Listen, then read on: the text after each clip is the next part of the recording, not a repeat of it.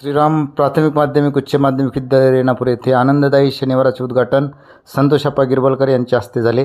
या प्रसंगी प्राचार्य श्रीमान सिद्धेश्वर मामोडगे सर यांनी त्यांचे स्वागत केले। पर्यवेक्षक अनिल कुटवाड सर व सर्व शिक्षक शिक्षकेतर कर्मचारी उपस्थित होते।